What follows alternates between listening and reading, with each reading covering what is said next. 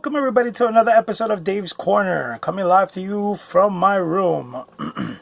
Well, I'm Dave D. Saint, and I'm here to talk to you a little bit about, well, actually, I have 3 movie reviews. I'm going to do all in one shot. I was trying to, this is my actual 3rd attempt at doing this video. The first time, I noticed that I wasn't very lively. I was very down and depressed and all that stuff. So I tried to do it again, and I did it all. It's probably going to be the longest video that I've done. When I did the other video and I edited it, it was literally 41 minutes long. When I went to upload it, I don't know what happened.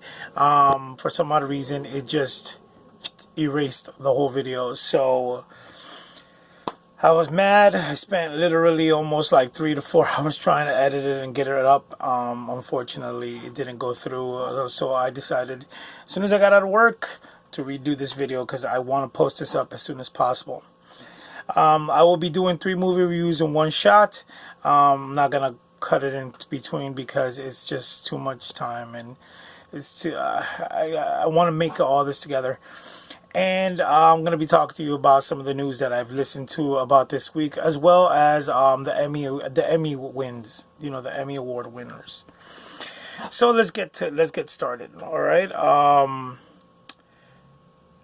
So this particular, I was shocked when I heard this actress was already being, well, it's not that she was already being, because she's been doing, she's been in the social media, she's been in people's eyes for a very long time. She does movies, she sings, she's, you know, she does a lot.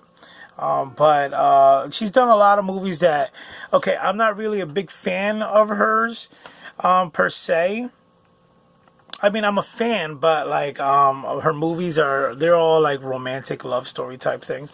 But recently she's been doing movies that are more heartfelt. Like last year she came out with a movie called Second Act, and I thought that movie, I mean, if there would have been an award for anything, I thought that movie should have won anything because of the fact that it was so heartfelt, and you could actually see her as an actress.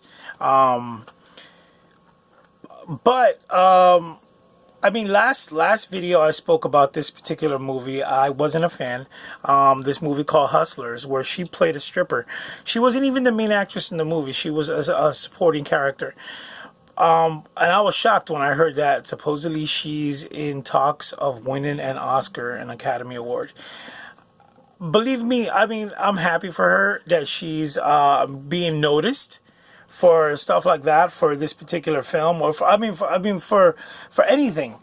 But why this film? Like, I personally believe that we the people have infiltrated or have put ideas in the Oscars, the people who do the Oscars or the Academy Awards. I mean, a couple of years ago, a lot of black celebrities protested against the Oscars for being racist, and they've kept it up, you know, that the Oscars are racist and all this other stuff. So last year, I guess the Oscars answer to the whole racial, the whole racial thing was choose predominantly black films and have them win awards. Hey, some of the movies that they chose, I understand, were really good. Green Book was really good. Black Klansman, I didn't think it was great, but the script was good. And a couple other movies that had starred black actors or African American actors that were recognized and won awards. Now, one movie that I seriously, this is all my personal opinion and stuff, I didn't think this movie deserved to be even up there, but because it was a popular film, it was one of the biggest popular films, it got put up there as in like trying to win best film. I thought that was ridiculous. If that would have won, I would have definitely been like, okay, the Oscars are rigged. And it was Black Panther. Black Panther was a great movie. I loved it. Being part of the MCU, one of my favorite top MCU films, but it did not deserve an Oscar.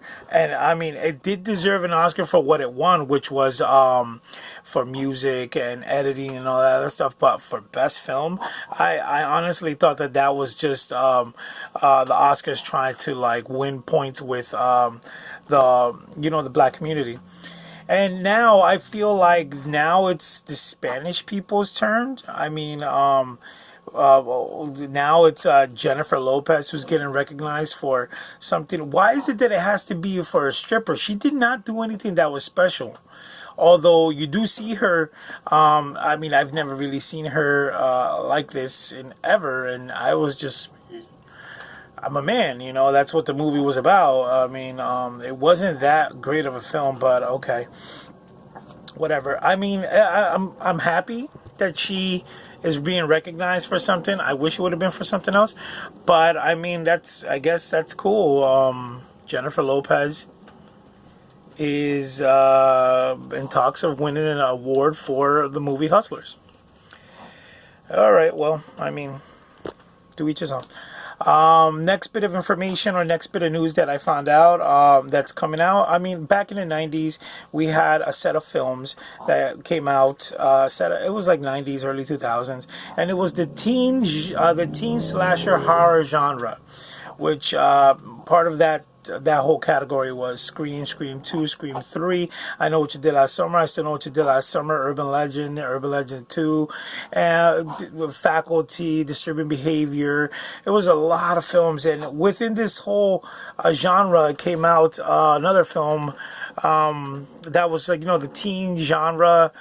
It was called The Craft, and it was about four witches who invoked a specific power, and they were from all different parts of the hemisphere, north, south, west, and east. Neve Campbell starred. She also was in Scream. Robin Tunney, Fairuza Balk. I think this was Fairuza Balk's like first real film that got her noticed. Where is she now? I have no idea.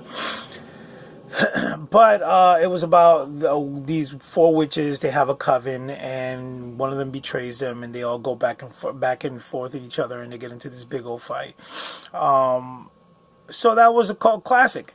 And Hollywood nowadays has run out of all ideas to make their own original stuff. So they reach into the vaults of all the older movies or recent movies or whatever that they can revive and see if they can squeeze money out of. And The Craft happens to be one of them. And there has been they already have casted the four females. I have no idea who they're going to be playing, but I know that they already casted. I'm going to go down the names just to let you know that a lot of these actresses, I don't know who they are. You probably don't know who they are either. If you do, then awesome. But I will be posting up their pictures when I do the editing process while I mention their names, okay? So the first girl that I'm going to mention, she starred in a movie called Cock Blockers, which was just known as Blockers, and then they had a rooster on top. But it was... everybody knew it was Cock Blockers, and it was about their parents. It was four girls who set out to lose their virginities or to do something on, I believe it was for their prom or something, just like American Pie. And their parents the main one that I remember is John Cena, and a couple other people. They set out to stop their daughters from having sex.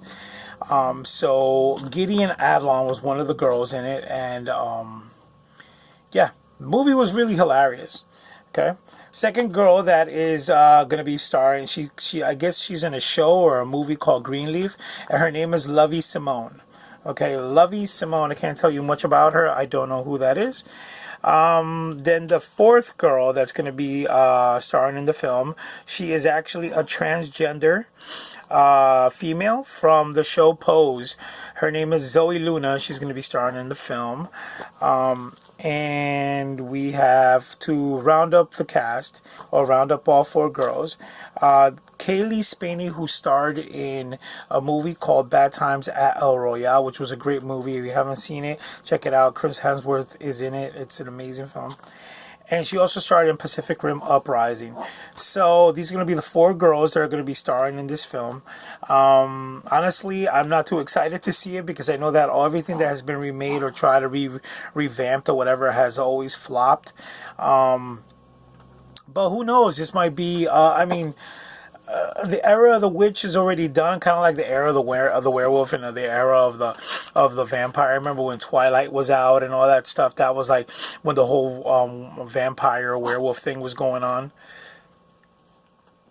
When the era of the witch came out, we watched like Great and Powerful Oz. They had Charmed Robbery. I don't know. It was a bunch of movies and a bunch of shows that were airing.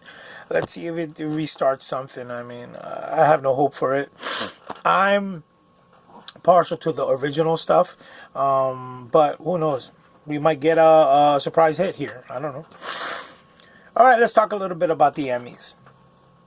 So these Emmys, this past week, this past Sunday, were phenomenal. I mean, it was a great show. A lot of shows. It was predominantly AMC, BBC, Netflix, Amazon, HBO. These were the networks that took away took a lot of the nominations and a lot of the awards. There was only one show that was an NBC show that was nominated, which was This Is Us. But then again, from what I understand, This Is Us has been nominated just about every season that it's been on. I have never seen the show. I'll tell you right now, a lot of the shows that I'm going to be talking about, I have not seen. I am trying to catch up on my TV. It's just so much going on in my life with work and trying to get trying to keep a certain schedule. It's kind of hard to try to like concentrate on TV. Just recently, I found out that the movie Downton Abbey was coming out, so I decided to watch all 6 seasons plus the short films just to watch the movie. I'm that type of person. I'm very crazy when it comes to if I see a film's coming out, I need to do my research on it and be up to speed with what I'm going to be watching. Right now, as a matter of fact, there's a movie coming out called Dr. Sleep, and it's based on a book written by Stephen King, and it's the sequel to a book written by Stephen King called The Shining. So I'm actually at the very end. I have like 100 pages to go to finish off The Shining, so I can start Dr. Sleep, so I can be up to speed when I go see the movie. I've recently become a big fan of Stephen King. I read Carrie, I read It, and I'm reading Shining. I have a huge collection of Stephen King books, and I fell in love with him when I saw It. I read the books, and I just love how he writes, and he's very, very, very. He has an adult thematic head. Thoughts, but at the same time keeping it youth-filled, if that makes any sense. But that's the type of crazy that I am. I like to do my research before I watch a film. Like, I could get more out of the film, understand it a little better. All right, well, I'm getting too far off topic. Let's go back to the Emmys. So Game of Thrones won overall Best Dramatic Series, which was the show that actually, as a matter of fact, put HBO on the map because of the fact that it was this year it had broke its record with 137 nominations, and the past record was held back in 2015 with 126. So that just, wow, it mind boggles you how many nominations a show can get. But that just actually puts you to think, now that Game of Thrones is over, what show is going to carry that title? A lot of people have been talking about Watchmen and that holding some kind of like, people are thinking that might be the next Game of Thrones. I honestly don't think so. You got to understand that Watchmen is a very, very it's a very descriptive piece. If you read the actual graphic novel, you have to open your mind and understand the political nature of the writing. I believe it was Alan Moore who wrote the book. Not 100%, but I'm gonna check that out. When I edit it, I'll write it right here. If it's him, I'll say yes. If it's not, I'll put the correct name. But yes, a lot of people. I remember I saw the film with a bunch of nerds like me. And we enjoyed the film because it was such an amazing spectacle. I mean, not only did it have the graphic novels and the graphics and the CGI and all that was on point, it was such a great story. But when I went to work the next day, I went to work at FYE, I ran into this girl, and we were talking about it, and I said, oh yeah, that I had seen it. She said she had seen it too. And I said, what you think? She was like, it was a piece of crap. And I was like, what do you mean it was a piece of crap? She was like, it was boring. I was like, oh, you didn't understand the film. She was like, no, it was just, it had no action. This is what there's two type of people. There's people who go to the movies and they don't pay any attention to the story. All they want to see is butt kicking and action. And that to me is a retarded person. I'm sorry, but I'm a film buff. I watch movies and I try to take pleasure out of the story as well. But then again, I think with the director's point of view. So I mean, a lot of people when they go to the film to go see movies, it's just like, why even go see a movie? Go do something else. You're not even you're wasting your time not paying attention to the story. You know, you're over here trying to see colors and just things that it's just. Don't waste your time. Go home. Go read. No, don't even read a book because you don't even want. Go play with your hair. I don't know.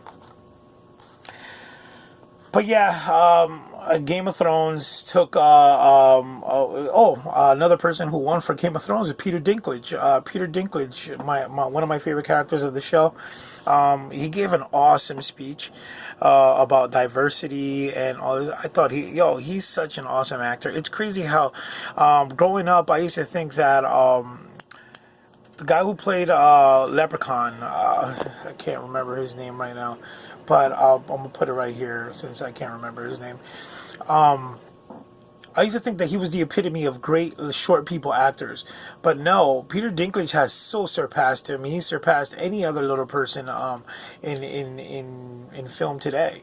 I guess he's the type of he's the actor little people would strive to be like. But he was a great he was a great actor. He's a great actor, period, and he deserved that Emmy. Moving on, When They See Us. See, I wish that show would have won so many more awards. I wish Ava DuVernay would have gotten the recognition for even bringing it up. But I mean, the show, the miniseries itself was a spectacle in itself. When They See Us was the true story of the Exonerated Five, or better known as, now they're known as the Exonerated Five, but before they were known as the Central Park Five. It was back in the early 80s.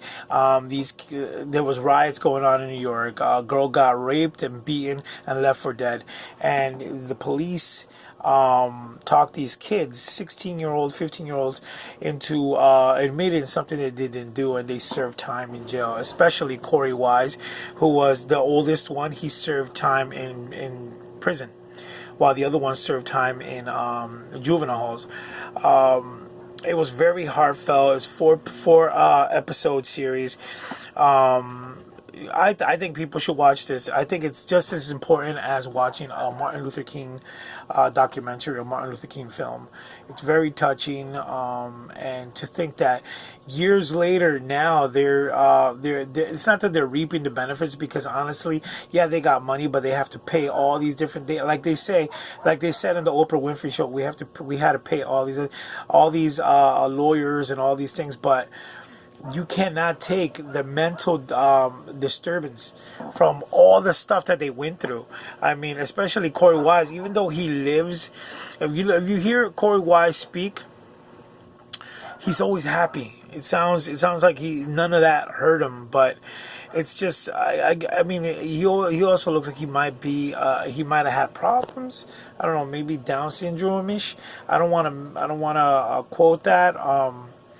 But yeah, the When They See Us, it's on Netflix. It speaks about the exonerated five, and you know, what's his name? Jarrell Jerome took home Best Leading Actor an Emmy for that. He deserved it. I mean, this kid graduated high school, went into school for acting, and as soon as he got out of acting school, he went into this, and now he is set for life. This guy is gonna get roles. I mean, to be centered from the whole series as like the lead actor, the great actor. I mean, come on, man, this guy has set for life. I think that movie roles are gonna come pouring in. All right, moving on. Julia Louis-Dreyfus has won 6 Emmys for the past 6 seasons. This would have been her 7th Emmy win. Everybody was thinking that this was going to be the finale because her show, I believe, ended, and she wanted to take the 7th one to complete the collection. Unfortunately, the sun didn't shine on her on that day. It shined on somebody else. Her name is, Phoebe Waller-Bridge. Takes home 3 Emmys for writing, acting, producing. This girl is all over the place. She has 2 shows. Fleabag was all the rage. They were talking about it nonstop throughout the Emmy show. The Emmy show. And Killing Eve. Killing Eve was another show that was nominated, or she won an award for writing.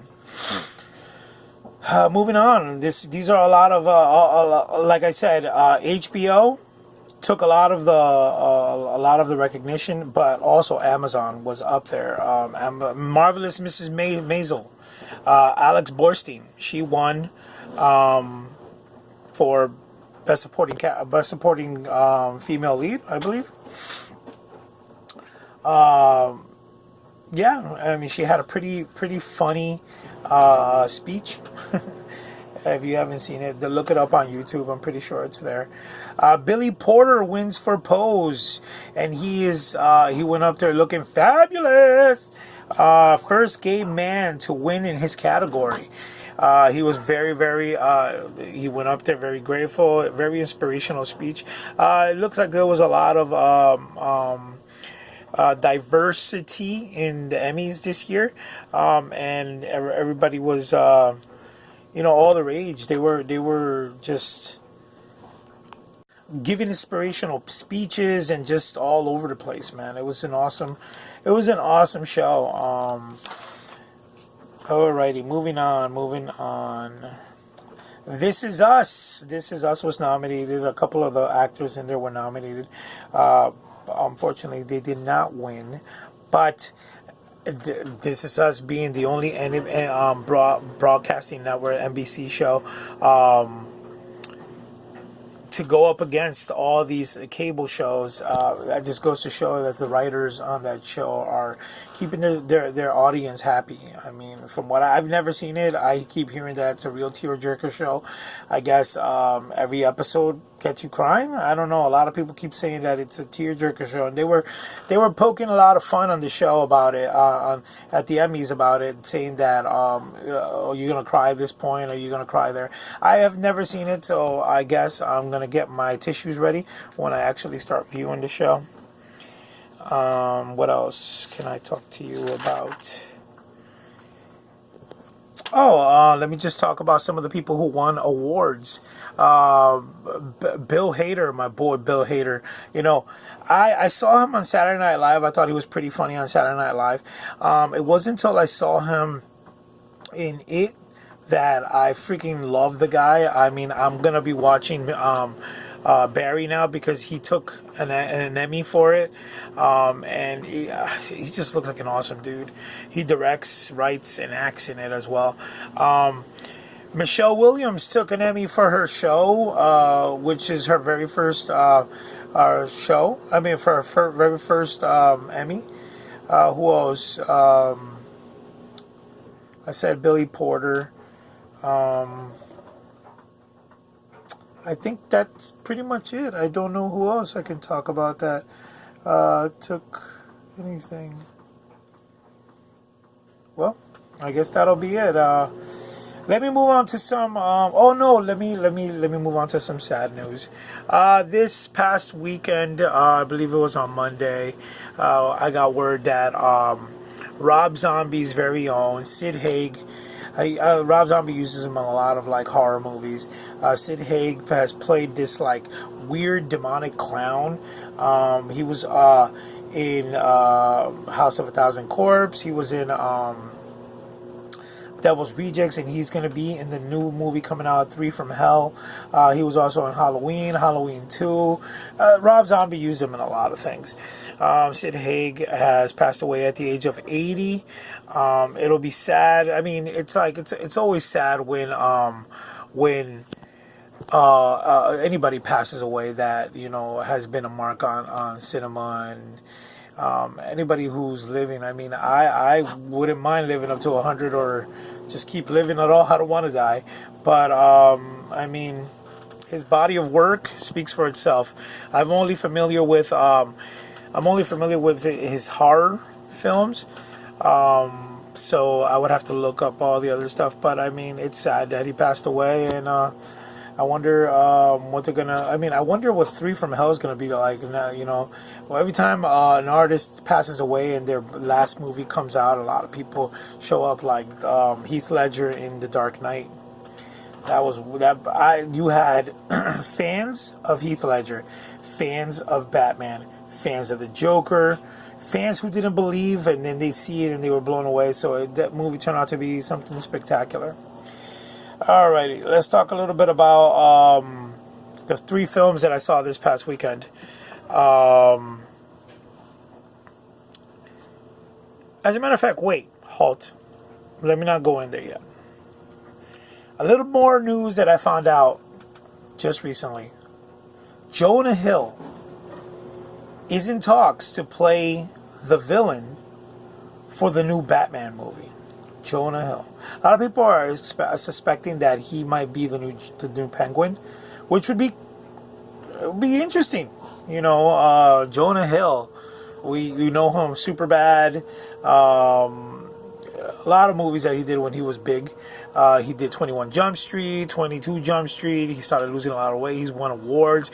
He was in The Wolf of Wall Street with Leonardo DiCaprio. This guy has gone from a comic to like just blowing up, man. He's beyond. So I mean, it'll be fun to see what he does in the DC universe. Another person who's been talked about to play Commissioner Gordon is Jeffrey Wright. You know him in he's been in movies such as what was it, The Girl in the Water? No, Lady in the Water. The M. Night Shyamalan movie. He was also in the Hunger Games. I think it was Hunger Games Catching Fire. And he's been in a lot of other movies that, right now I just can't think up off my head. But I mean, he'll be an interesting Commissioner Gordon. I'm surprised people haven't been like, oh no, he's black or he's Hispanic or something. Blah blah blah blah blah. I mean, I'm ready for different diversities in other characters that I've seen so much. We had Jim Gordon, who was played by I can't remember his name. Gary Oldman portrayed him in the Dark Knight series. He was I don't know the actor's name who played him in the original Batman movies, the 4 Batman movies. I'll post it right here. I'll look it up later and post it up here what his name was. But I mean, now it's a different take. It's a younger Penguin, and a much younger. Well, he's not younger, but I mean, it's a it's a different race of Jim Gordon. So, we're going with a younger Batman, so might as well just change it all up. I'm open for it. I'm open for it. No changes here. I'm happy. All right, let's start talking about some of these movie reviews that I gotta get to. First movie I want to talk to you guys about that I saw first was, if you know anything about me, then you know that I'm big on. I'm 37 years old, so I come from a different time. My heroes back in the day was Sylvester Stallone, Arnold Schwarzenegger, Jean-Claude Van Damme, Steven Seagal, Chuck Norris, all them guys, and they all had their own sets of films, their own series and stuff. And one of them happened to be Rambo, and I saw the first Rambo movie, which was called First Blood, and it was based on a book where John Rambo was supposed to die at the end of the book. But he was supposed to die at the end of the film, but unfortunately, people did not want to kill off a Vietnam vet. What was that going to say? What Vietnam vets need to kill themselves off? This was around the time where the Vietnam War, where these heroes came back, and they were attacked by the people who weren't at war. Calling them baby killers and all this other stuff, and these people just, they were traumatized because they had nobody to come back home to. Everybody hated them. So, that's what the first film was about. First Blood was about him coming home, and people just rejected him in this town and forcing his arm, and he literally has to fight to just live. And he was supposed to die. Unfortunately, he didn't. And because of that movie being so successful, they did a part 2 and a part 3, First Blood part 2 and Rambo 3. But at this point, part 2 and part 3 are more of like, fitting him in with like the whole action hero thing. It wasn't. If you look at all the films of Rambo, you see the first one and you're like, wow, you can see Sylvester Stallone can actually act, and he's very, very like into his character. He was really, really ridiculous in that film. Then the other ones were just horror. Action films. After 3, the trilogy ended, and I guess the third one was about. It started with the Afghanistan War and all that stuff, and then years stopped. He stopped. Sylvester Stallone stopped doing the Rambo movies, and I guess when he revived Rocky with Rocky Balboa, he decided to bring back Rambo. They should have called it John Rambo, but unfortunately, he decided just to call it Rambo, and it takes place, I guess John Rambo is living in a hut somewhere in like Vietnamese or Vietnam or somewhere out there where there's still war going on, and he is brought back into he doesn't want to. I guess he has to make money, and they literally these people try to hire him to make to take him on a tour, and he didn't want to. Eventually he does, takes him out on a tour. They get involved in something where these people try to kill them, and then his hand is forced, and he has to go back into war and destroy these people. A very, very, very, very gross, gory movie. I loved it. I thought part 1 was the best. Part 4 is probably the second best. Then would be part 2, and then part 3, and then the one that I'm about to talk to, part 5, which is the last film. Part 5 has literally, just because the name John Rambo is in it, his name is John, obviously, and that's the only thing. It has nothing to do with war.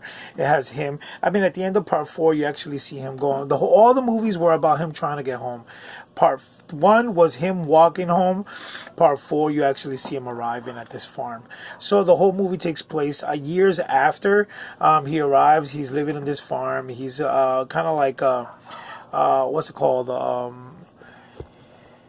He's civil. He's learned to live, and he hasn't adopted, but I guess it's his sister's daughter, and he's her uncle, and he's been raising her and all this other stuff. So he kind of like feels like that's his daughter until she wants to really meet her. She wants to meet her real father. and he's like over the border. I guess he lives in Mexico or whatever, and he tells her not to go, and she actually goes. And then as she's over there, she meets up with one of her old friends who helps her track down her father. And it turns out that her friend is actually has set her up to sell her into sex trafficking. Rambo finds out. He goes on to into unknown territory, gets his butt handled, but finds her, and then stuff happen, and he's called back into getting vengeance. The last 10 minutes of the film were amazing, but the whole movie was just, I could have done without it. They really didn't need to do another sequel. Part 4 ended it right. You must really want this girl. All she's got is me. She's coming home. You started this. I'll end it.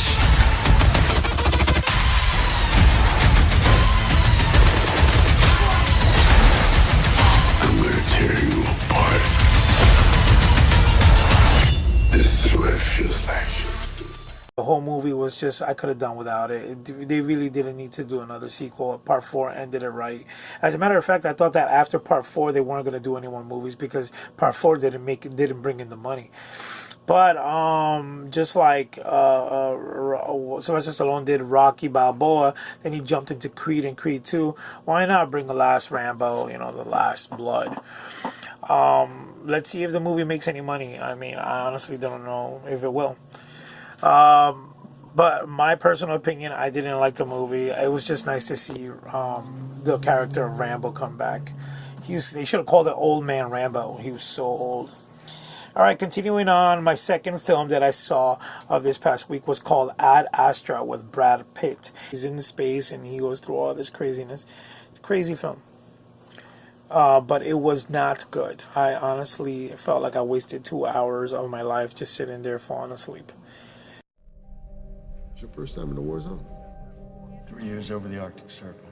All right. And a heck of a lot of Army-Navy games. Well, I guess that's not much you haven't seen, right? Well, look, it's almost a full moon. The large stretch of the far side is real black, so let's suit up. Lunar rover set for departure to the Far Side Launch Complex. Look at this. The big blue marble. Downton Abbey, the movie. Like I told you before, I did my research on it. I was very well versed with the characters. When I went into the movie to watch this film, I saw it was a mature audience, and I understood just like they understood. I understood everything that they were talking about. The funny moments. I had such a great time watching this film. Honestly, I can't wait to see if they're going to do a sequel or they're going to do a revive the show, because honestly, this BBC film was an amazing continuation to the series. I had a good time. I can't wait to see if they're coming out with anything else. And with that, well, you know what? Maybe I should give you a little brief history on it. Obviously, it just follows the film. The show, it revolves around the king and queen of England coming to stay at Downton Abbey, and the show and the film is broken apart like this.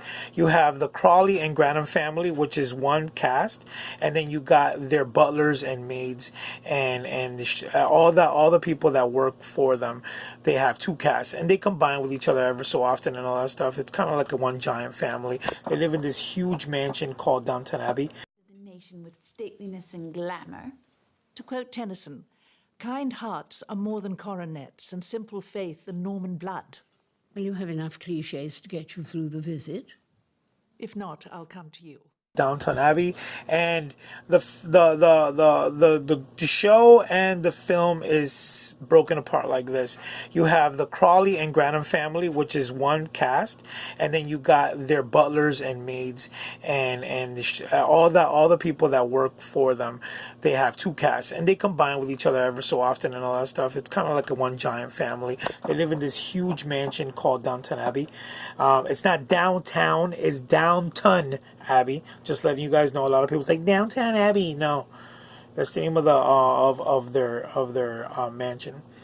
And that's how it pretty much. That's how the cookie crumbles when it comes to this whole series. It's all the hijinks that the family and the butlers and the maids go through. But it turned out to be such a great film. I felt like out of the 3 films that I watched this past week, that was well worth it. And yeah, what else can I say? I don't want to give too many spoilers out, which I haven't really, but if I have, I'm sorry. Hopefully this won't stop you guys from going to watch the films or whatever. This has been Dave D. Saint coming live to you from my room. This has been Dave's Corner. Hit the like button, subscribe, leave me a message, let me know what you think about me and my shows. My show. Yeah, well, I have another show that's called Dave's Book Report, where I talk about books, which I'm coming up with a show for that. I mean, an episode for that soon. But yeah, I guess that's pretty much it. Here's looking at you, kid.